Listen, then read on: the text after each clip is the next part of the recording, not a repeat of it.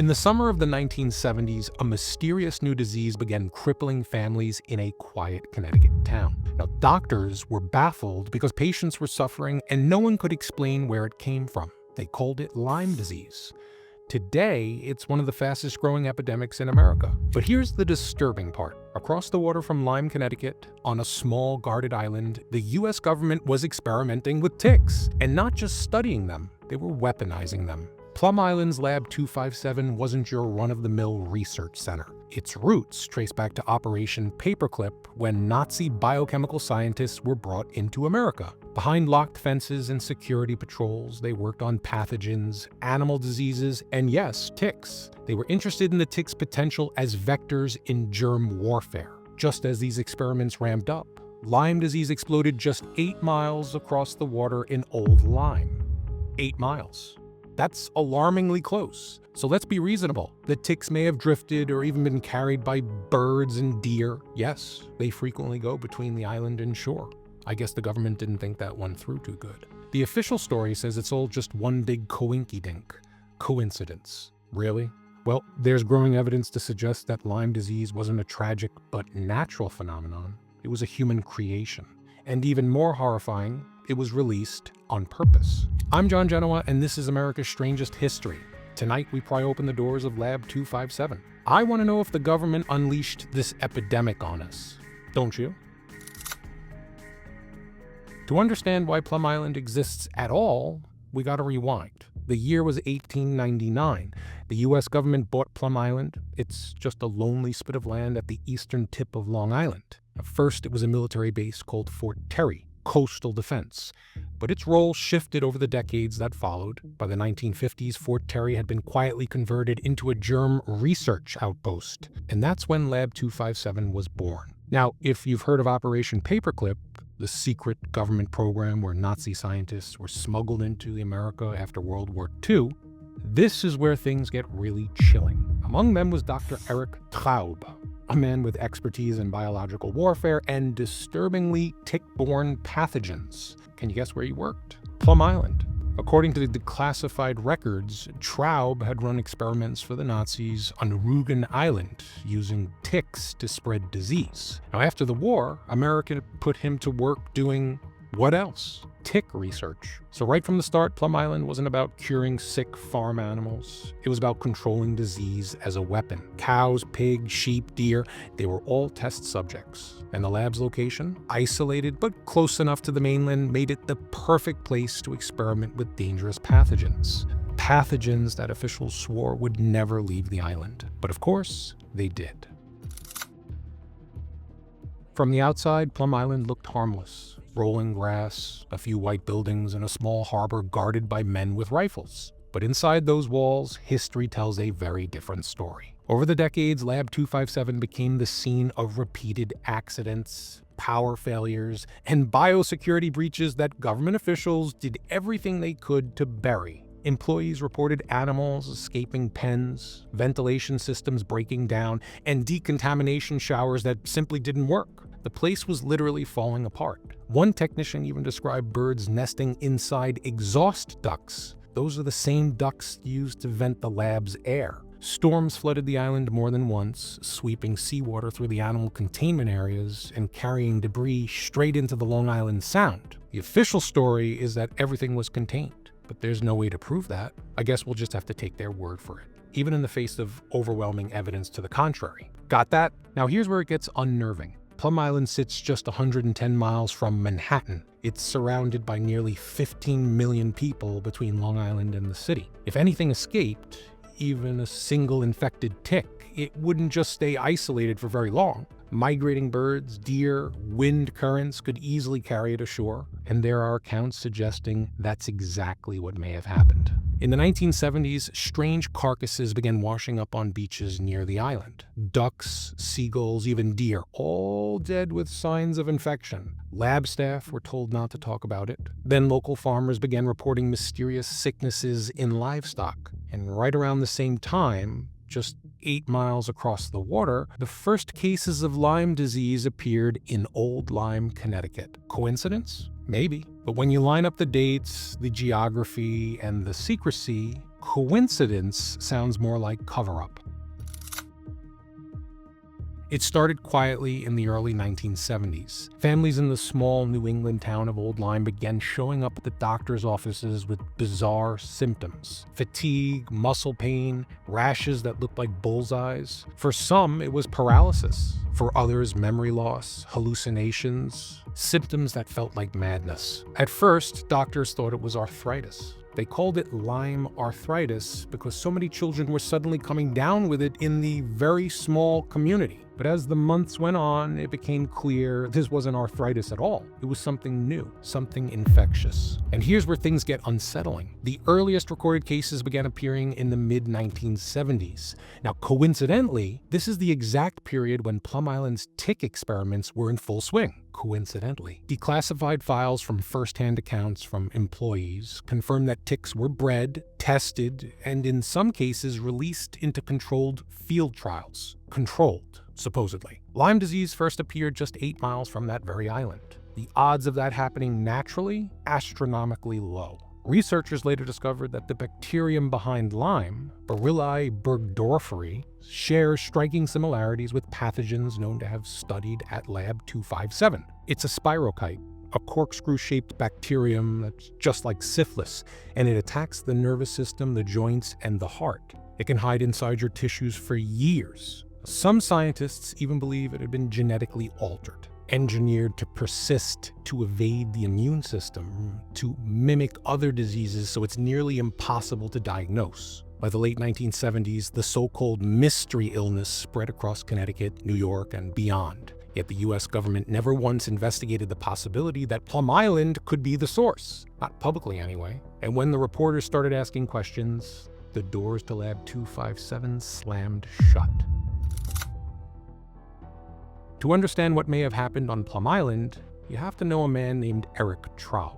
During World War II, Traub was a German virologist working directly under Heinrich Himmler. Now, that's the head of the SS. His specialty, can you guess? Using insects, namely ticks and mosquitoes, to spread disease. He conducted experiments on an island off the coast of Germany called Rügen. He tested how pathogens could be delivered through animal carriers to wipe out enemy livestock and destabilize food supplies. Now, when the war ended, the US secretly launched Operation Paperclip. It's a government program to recruit Nazi scientists before the Soviets could get to them. Officially, it was about gaining scientific knowledge. Unofficially, it was about weaponizing it. And among those brought into the fold was Dr. Erich Traub. Documents later revealed that Traub was questioned extensively by American intelligence and soon consulted for the US government. Can you guess where he was sent? To help advise the new animal disease research facility on Plum Island. The very same lab later known as Lab 257. This isn't conspiracy theory, it's documented history. Traub's name appears in multiple declassified records and government memos. His Nazi research, which focused on airborne and tick-borne viruses,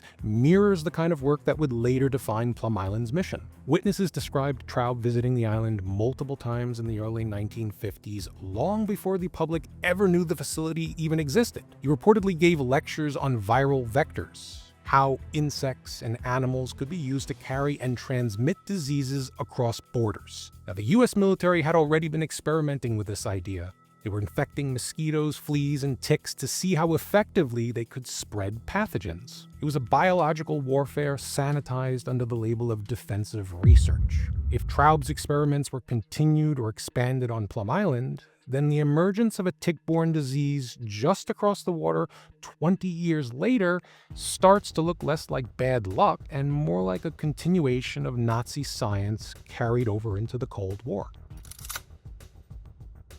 By the 1970s and the 80s, Plum Island was supposed to be one of the most secure biological labs in America. But when you dig through the inspection reports, the employee testimonies, you find something else entirely. It's a facility plagued by negligence, malfunctioning safety systems, and cover-ups that went right up the chain of command. One longtime employee, Jerry Jager, told investigators that basic decontamination protocols were ignored. Workers walked into high-risk animal pens and then straight into clean areas without changing their boots. Ventilation filters weren't replaced. Backup generators failed. At times, the power simply went out. This inevitably shut down the negative pressure systems designed to keep pathogens sealed inside the lab. On several occasions, storms flooded the island. Salt water poured through the doors and the air ducts, soaking the animal containment areas. Now, each time, the official statement was the same. All pathogens remained safely contained, but there was no independent audits, no civilian oversight, only government assurances that everything was fine. Employees claim that seagulls regularly nested on the roofs of containment barns. Now, keep in mind that the roofs ventilated directly from the labs housing the infected animals. The same birds would then fly off towards Long Island and Connecticut, sometimes with ticks attached. When inspectors from the Government Accountability Office finally examined Plum Island in the 1990s, they found the place falling apart. I'm talking rusted pipes, unsecured freezers, even containment doors that were so corroded that daylight leaked through. A GAO official later put it bluntly, if something dangerous got out there, we might never know it. And maybe something already had, because right as the security failures piled up, the number of Lyme cases in the mainland began to explode. What started as a local mystery became an epidemic stretching from New England to the Midwest. Still, the government's position never changed. Plum Island was safe, and any connection to Lyme disease was and remains just a myth. But here's the thing about myths. They usually start with just a little bit of truth.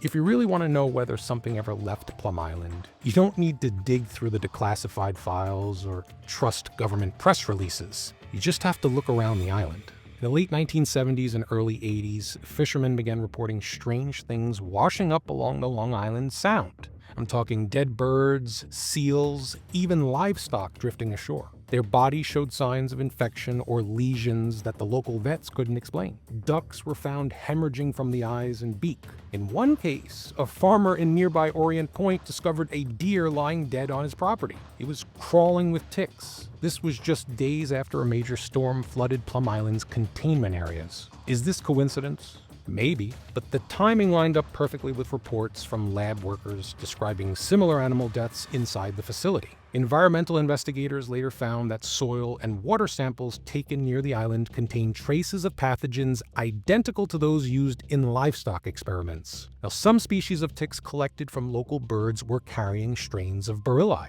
That's the same spiral-shaped bacteria responsible for Lyme disease. Got that? And yet, none of these findings ever made it into official reports. Scientists who tried to raise alarms were pressured to back down. A few even lost their research funding. The USDA and Department of Homeland Security, which later took over the site, repeatedly insisted that no infectious agents had ever escaped. Case closed. Nothing to see here. But think about it. Birds don't care about fences.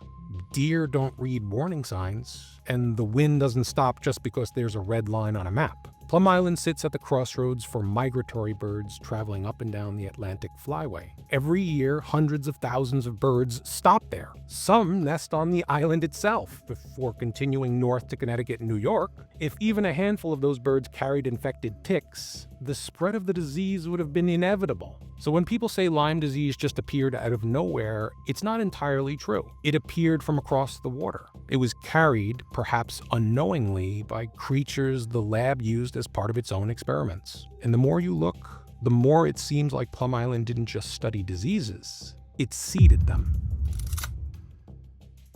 By the 1980s, questions about Plum Island were starting to bubble to the surface. Local reporters were asking whether the sudden rise in Lyme disease could be connected to the government lab sitting just offshore. Freedom of Information Act requests started piling up, but the more people asked, the quieter things got. Plum Island was suddenly off limits. Journalists were denied access. Employees were ordered not to talk.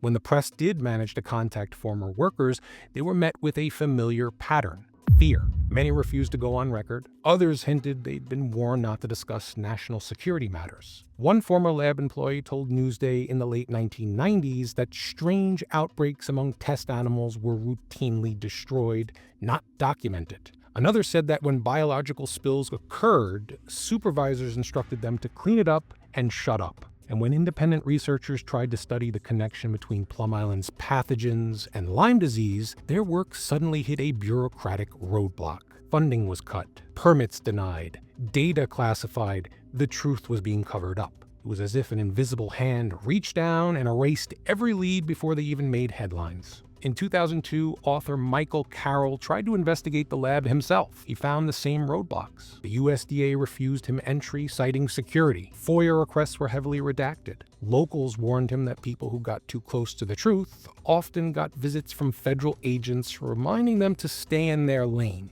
Meanwhile, the official line never changed. Plum Island has never conducted research on Lyme disease. Plum Island has never released pathogens into the environment. Period. Full stop. But here's the problem. They never denied conducting research on ticks. They never denied studying animal-borne spirochetes. They never explained why certain documents relating to vector-borne research during the 1950s and 60s are still classified to this day. Even as evidence piled up, as infections spread and families suffered, the government stuck to its narrative. The island was safe. The rumors were false. And any link to Lyme disease was pure conspiracy. But behind every official denial, there's usually a reason to deny it in the first place, right? By the early 2000s, public pressure on Plum Island was mounting. Reporters were circling and activists were demanding transparency. The locals were uneasy knowing that a level 3 biolab sat just a few miles off their coast. Then came 9/11, and with it, a new wave of government secrecy. Within months, control of Plum Island quietly shifted from the Department of Agriculture to the newly created Department of Homeland Security. The timing couldn't have been better for the agencies running it. National fear was at an all-time high, and anything labeled biosecurity or terror defense was shielded from public inquiry. Overnight, a facility once said to study cattle diseases was now part of America's anti-terror infrastructure. And when citizens demanded to know what that exactly meant, DHS announced something even stranger. The government planned to move the entire operation inland to the middle of Kansas. Got that? They called it the National Bio and Agro-Defense Facility, or NBAF. The official reason to move? Modernization. A safer, newer facility. But think about that for a second. If Plum Island was truly safe, why abandon it? Critics warn that relocating the research to Kansas, right in the center of America's agricultural heartland, was like moving a ticking bomb from the ocean into a cornfield. Even the Government Accountability Office said that it was a bad idea. One report bluntly stated that if a pathogen escaped, it could devastate the national food supply. And here's the kicker. The government never said it was ending that kind of work done at Plum Island. They just changed the name of the door. Same mission, same experiments, different location. Today, Plum Island still sits out there. It's largely deserted. Its decaying lab fenced off and guarded. But the legacy of Lab 257 didn't disappear. It just evolved. The new facility is in Manhattan, Kansas, and it's now one of the most advanced biocontainment labs in the world. Officially, it's about animal health. Unofficially, no one really knows what's being tested inside. So, was Plum Island shut down because it was unsafe, or because it already had done its job? That's the question. To understand why Plum Island existed and why the legacy still matters, you have to look beyond the little strip of land in the Long Island Sound. During the Cold War, the US and the Soviet Union weren't just racing to build bigger bombs, they were racing to master invisible weapons like viruses, bacteria, and toxins. Both sides built networks of secret labs testing how to spread disease through animals, crops, even weather patterns. The US publicly claimed that it abandoned offensive bioweapons research in 1969 when President Nixon signed an executive order banning it. But defensive programs, the kind meant to study or counter potential threats, they never stopped. That's the loophole. You can call it defensive, but you're still creating and manipulating pathogens to learn how they behave. And that's exactly what Plum Island specialized in. Animal-borne diseases that could cripple an enemy's food supply or economy without a single missile being fired. Throughout the 70s and the 80s, similar labs dotted the world. Porton down in England, Sverdlovsk in Soviet Union, Fort Detrick here in the United States. And when leaks or accidents happened, because they did happen, the story was always the same. Classified, contained, forgotten. Nothing to see here, move on. The truth is, biological research is never just science, it's power. And power demands secrecy. Once a government realizes it can weaponize nature itself, every outbreak, every unexplained disease suddenly has two possible origins, natural or man-made. That's what makes the Plum Island story so haunting, because if a germ really did slip out, Whether by negligence or design, it means we crossed a line decades ago and no one ever looked back. Maybe Lyme disease was nature, maybe it wasn't. But Plum Island reminds us that whenever a government experiments with life itself, the line between defense and attack becomes razor thin, and ordinary people are the ones who pay the ultimate price. If you take a boat out to the tip of Long Island and stare across the sound, you can see Plum Island. It's just a small speck of land surrounded by cold water. The fences are still there. The warning signs are still posted. If you get too close, the guards are going to shoo you away. It's hard not to wonder what's buried out there. What experiments were conducted? What accidents were covered up? I don't even want to think about what secrets were left behind. The government calls it history. Locals call it cursed. But to many, Plum Island is a scar. It's proof that when power meets secrecy, truth becomes collateral damage. Lyme disease continues to spread across America. It infects hundreds of thousands of people every year. And yet, after decades of research, funding, and awareness, the origin story of that strange bacterium still reads like a riddle. The official answer never changes. It came from nature. Maybe it did, or maybe nature just took the blame. The files on Plum Island remain sealed. The people who work there are aging, and the few who've spoken out say they'll take the rest to their graves. But the pattern is always the same: a secret facility, a mysterious outbreak, and a government that insists there's nothing to see. History doesn't repeat itself, they say. It rhymes. And the story of Lab 257 rhymes with every quiet cover-up the American public was never supposed to hear. Because sometimes the most dangerous experiments aren't the ones that go wrong, they're the ones that go exactly as planned. What do you think of Plum Island? How about Lyme disease in general? Is this just a coincidence? Let me know in the comments. I'm Genua, and this is America's Strangest History. Thanks for watching.